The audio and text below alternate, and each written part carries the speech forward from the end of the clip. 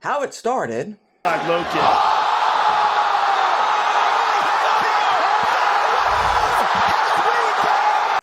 how it's going.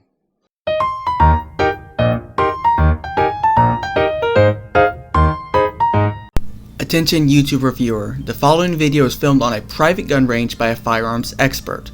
All firearms are handled responsibly and at no point are any bystanders present or ever at risk. The following video also contains no footage of full auto firearms, bump stocks, firearm modifications, or firearm ammunition cells as defined by YouTube's community guidelines. This includes our outro.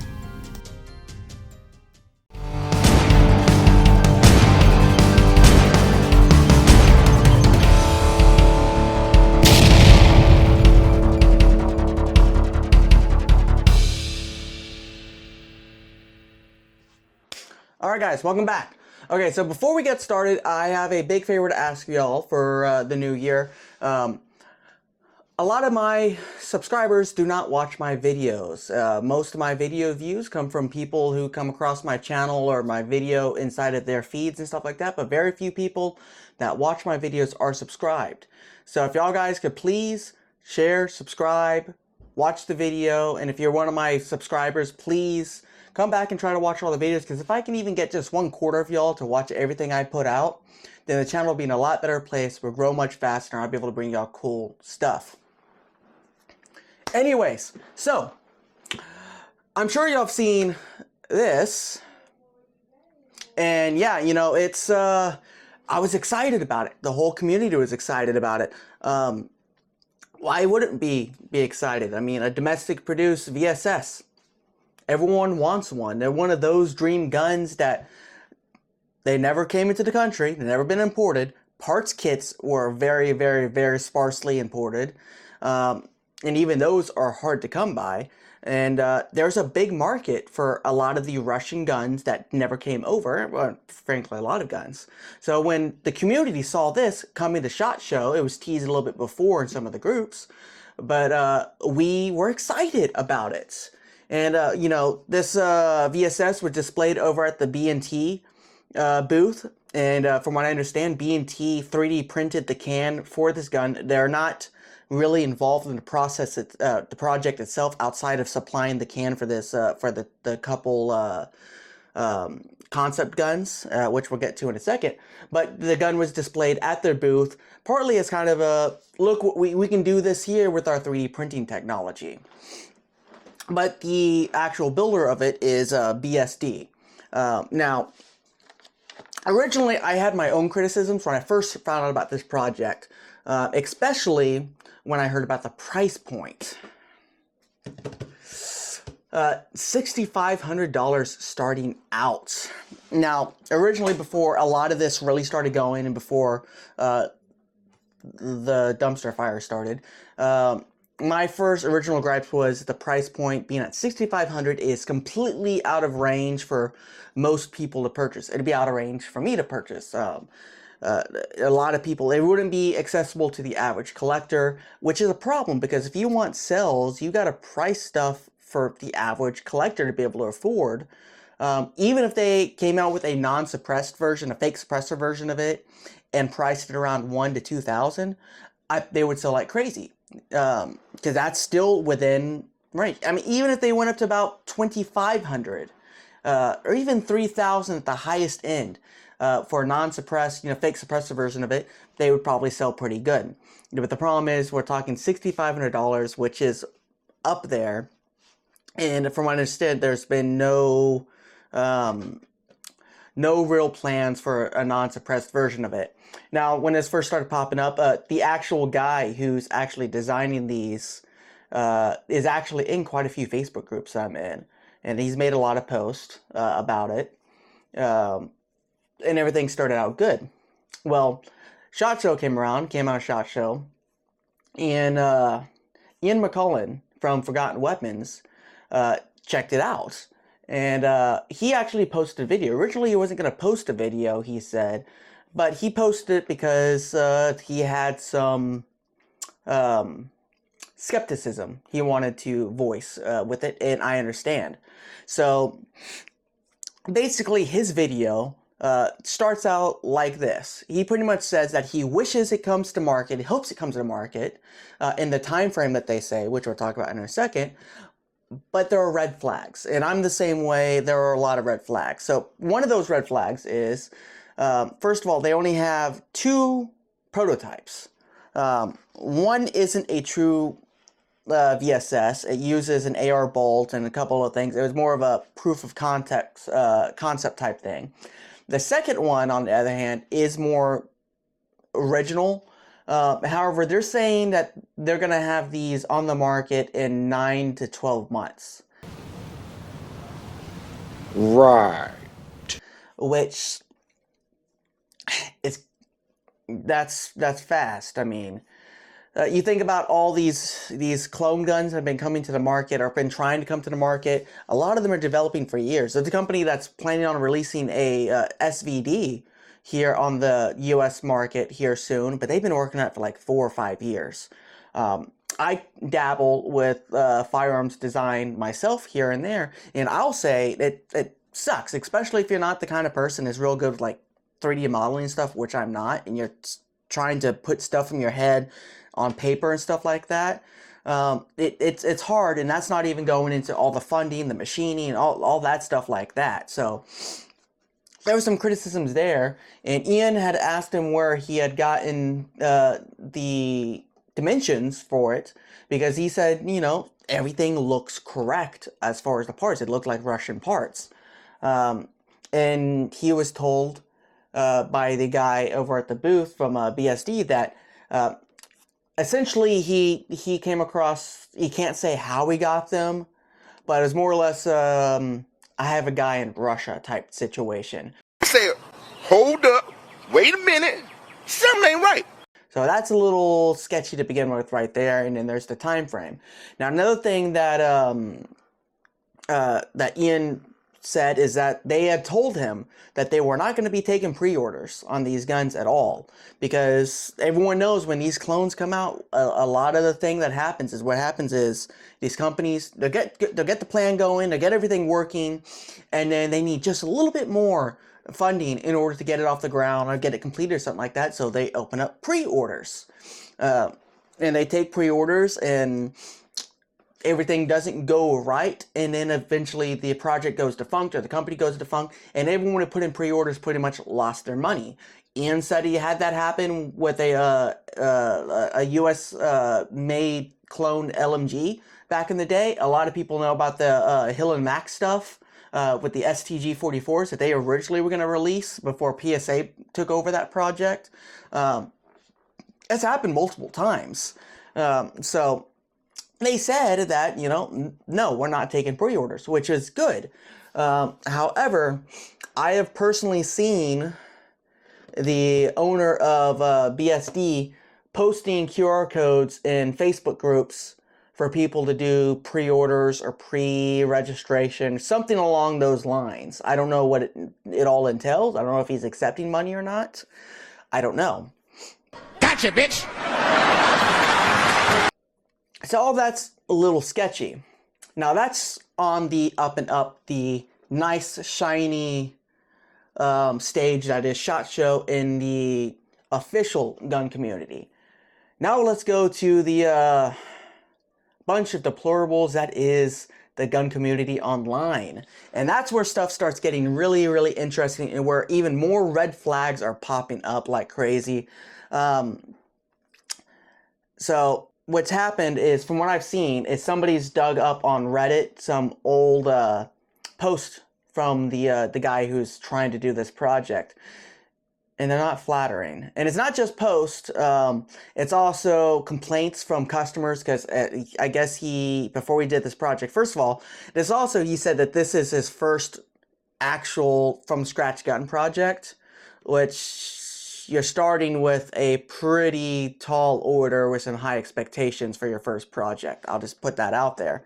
But apparently he had a gunsmithing, or still does have a gunsmithing thing, and there's quite a few people who have made complaints that people have dug up on posts where he ripped them off, refused to give back stuff, sold stuff, that wasn't paid for, overcharging for stuff, a bunch of stuff along that lines, and a bunch of posts with receipts of him being very, very unprofessional around these transactions.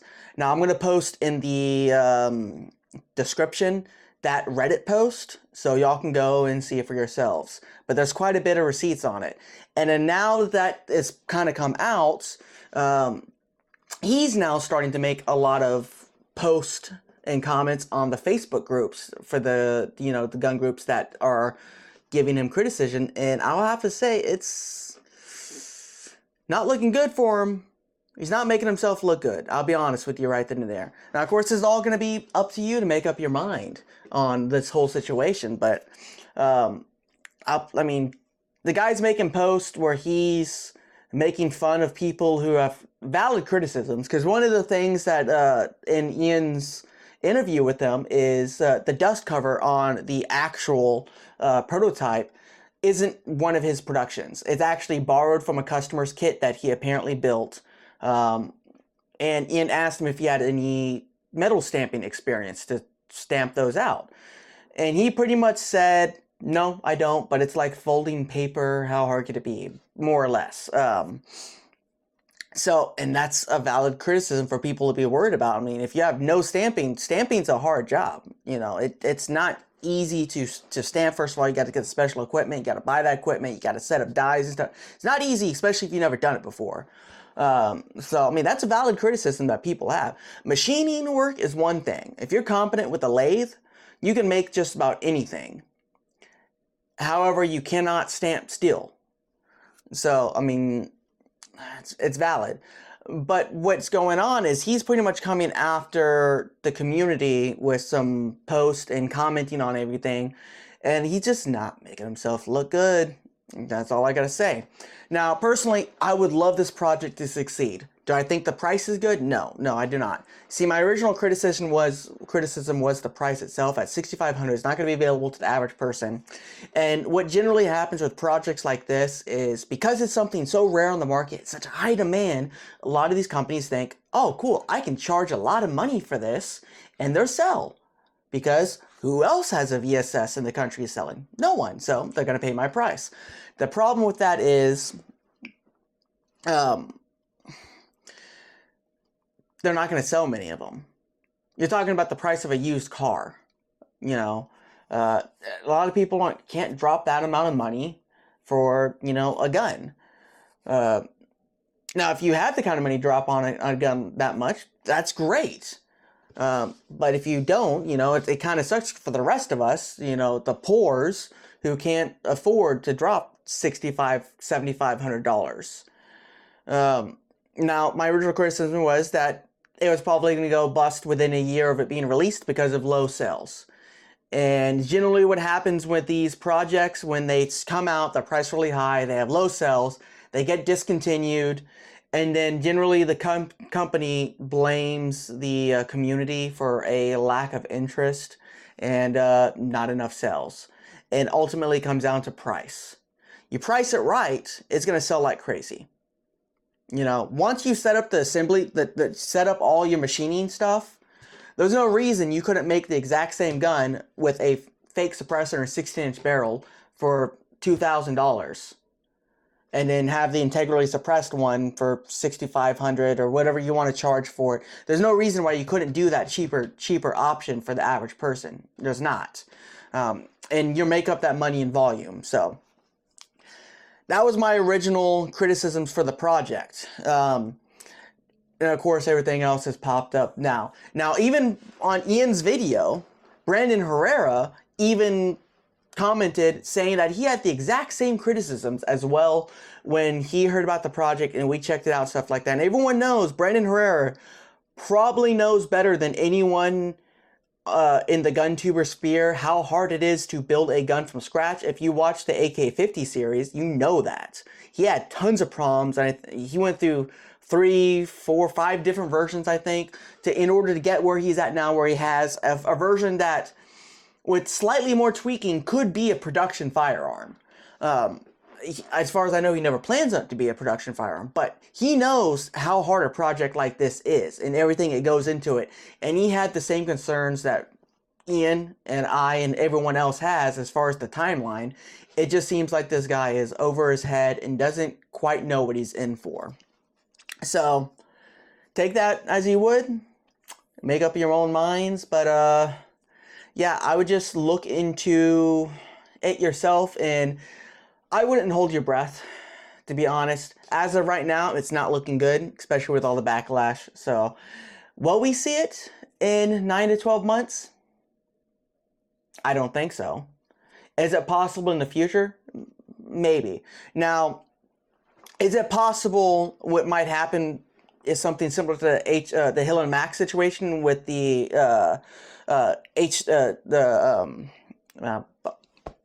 going nuts there, but with the STG-44, could his project fall through and then somebody buys his technical package, a bigger, more established company, and then they decide to make it and actually go through with it? Possibly. I'd love to see PSA buy this project and try to do it themselves, because I think they've tried to do a VSS in the past, but without the technical package, it was hard, it just wasn't feasible. This guy has at least some of the technical package somehow. How he got it, nobody knows. He wouldn't say. It seems sketchy to me, but I would like a bigger company to take up this project and bring something to market that is actually affordable for the general collector. Anyways, that's my ideas on that. You know, be it what you will, think what you want, make up your own mind. Link to that Reddit post is down below. There's a couple AK groups that he's in, that he's making posts in. I'm sure if you're in those AK groups, you've already seen the post. The guy's just not making it look good for himself. He's not making it easy. So that's all I got to say about that specific situation. Are there some other cool stuff at SHOT Show this year? Yeah, there is.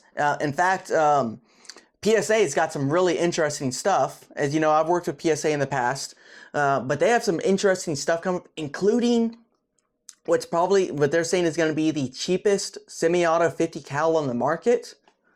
Fingers crossed. Yes, bring it. We want that.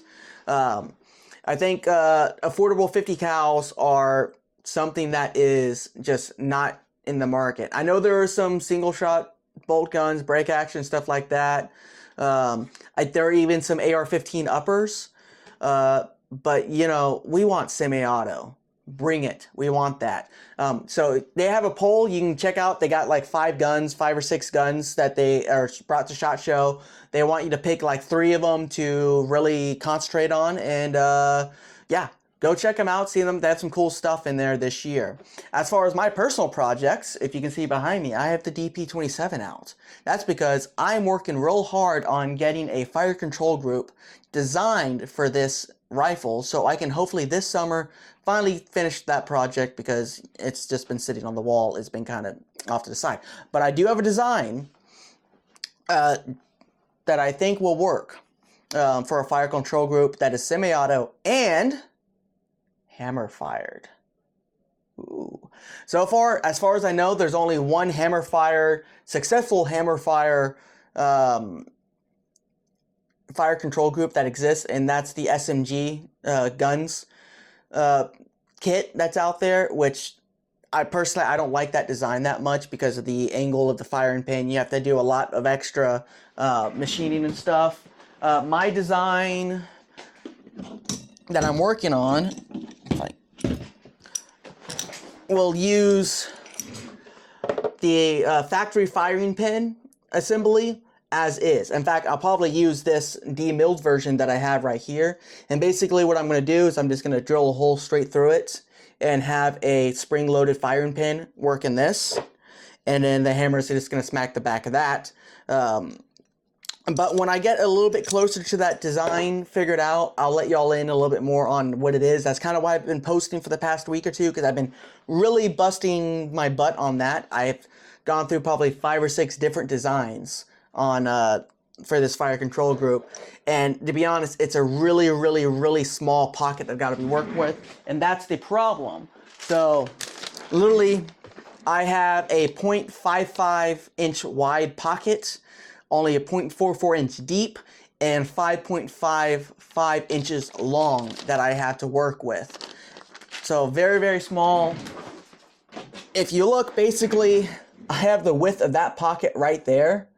And then I'm going to make it as long as I can, and I got to go a little deeper with it. But if you look, that's how deep it is right there. That's all I have to work with. So that's why I've been trying so hard to work with this design. And also the design I'm working on might be able to work with the factory trip safety. So big thing with that. Also this summer, I plan on finishing up the PPSH 41. It's been almost finished, to be honest, for like a year and a half. I just haven't messed with it much, to be honest. It only really needs the bolt modifications and a few other little tweaks, and it should be good to go. So hopefully sometime this spring, early summer, that will be finally shooting and ready to go on the channel as well. But anyways, guys, that is it for this video right here. I think maybe this weekend I got a couple little things planned. I might do another Cursed Gun Images, number 2. And then also, I'm going to be going to a gun show and setting up a table here in Corpus Christi where I'm going to be selling spare parts. Not selling any guns, just parts, stuff that I have laying around. So if you're in Corpus Christi, Texas, and you're going to be at the Almeen Gun Show, stop by, say hi. I'm going to be selling a bunch of random stuff. Anyways, guys, y'all have a good one. Like, subscribe, do all that good stuff, and I'll see you on the next video. Y'all have a good one.